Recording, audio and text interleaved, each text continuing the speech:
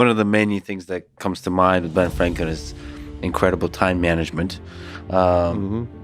Is there something you could say about Ben Franklin and about Steve Jobs? I think interesting with Elon is that he, as you write, runs 6 companies.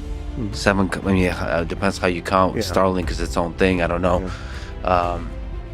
What can you say about these people in terms of time management? Well, Musk is in a league of his own in the way he does it. First of all, Steve Jobs had to run Pixar and Apple for a while. But Musk, every couple of hours, is switching his mindset from how to implant the Neuralink chip and what will the robot that implants it in the brain look like and how fast can we make it move, and then the heat shield on the Raptor, or switching to human imitation, machine learning, full self-drive. On the night that the Twitter board agreed to the deal, this is huge around the world. I'm sure you remember, like Musk buys Twitter. It wasn't when the deal closed. It was when the Twitter accepted his offer. And I thought, okay. But then he went to Boca Chica, to South Texas, and spent time fixating on, if I remember correctly, a valve in the Raptor engine that had a methane leak issue. And what were the possible ways to fix it? And all the engineers in that room, I assume, are thinking about, this guy just bought Twitter. Should we say something? And he's like, and then he goes with Kimball to a roadside joint in Brownsville and just sits in the front and listens to music with nobody noticing really him being there. One of the things that's one of his strengths and sort of weaknesses in a way is in a given day, he'll focus serially, sequentially on many different things.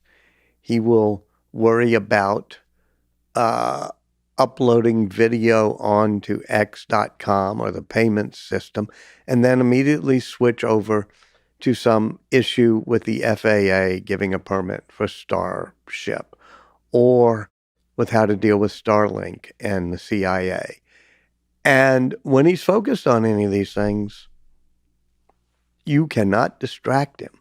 And it's not like he's also thinking about, I'm dealing with Starlink, but I've got to also worry about the Tesla decision on the new $25,000 car.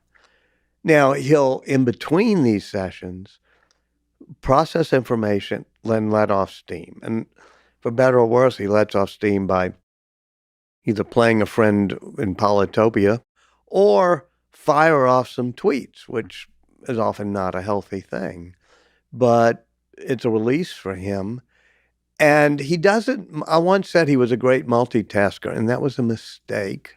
People corrected me. He's a serial tasker, which means focuses intensely on a task for an hour, almost has a, what do they call it at restaurants where they give you a palate cleanser. He does some palate cleanser with Polytopia, and then focuses on the next task. I mean, is there some wisdom about time management that you can draw from that? There's some things that these people do, and you say, okay, I can be that way. I can be more curious. I can question every rule and regulation.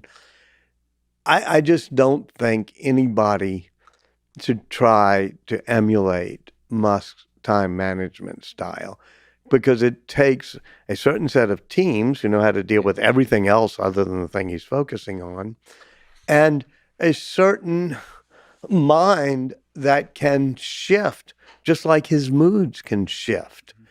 You and I go through transitions, and also if I'm thinking about what I'm going to say on this podcast, I'm also thinking about the email my daughter just sent about a house that she's looking, and I'm multitasking. He doesn't actually do that. He single tasks sequentially with a focus that's hardcore. There's a lot of hours in the day. There's a lot of minutes in the day. Like, there's no excuse not to get a lot done. And it requires just an extreme focus. An extreme focus and like an urgency. I think the fierce urgency that drives him is important. And it's sometimes ginned up. Like I say, the fierce urgency of getting to Mars. Mm-hmm. And on a Friday night at the launch pad in Boca Chica at 10 p.m., there are only a few people working because it's a Friday night. They're not supposed to launch for another 8 months. And he orders a surge. He says, I want 200 people here by tomorrow working on this pad. We have to have a fierce sense of urgency or we will never get to Mars.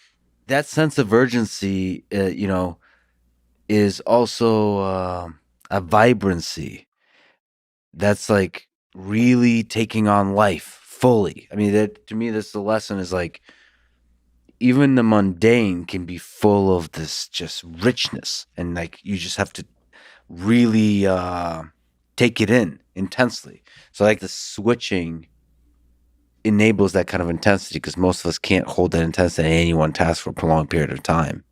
Maybe that's also a lesson. Right. And I guess it goes back to also know who you are, meaning there are people who can focus intensely and there are people who can see patterns across many things. Look, Leonardo da Vinci, he was not all that focused. He was easily distracted. Procrastinator. It's why he has more unfinished paintings than finished paintings in his canon. Yeah. But his ability to see patterns across nature and to, in some ways, process, procrastinate, be distracted, that helped him some. But Musk is not that way. And every few months, there's a new surge. You don't know where it'll be, but you'll be on solar roofs, and all of a sudden we'll have a surge, and there has to be, 100 solar roofs built, or this has to be done by tomorrow, or make a Starship dome by dawn and surge and do it. And there are people who are built that way. It is inspiring, but also let's appreciate, that there are people who can be really good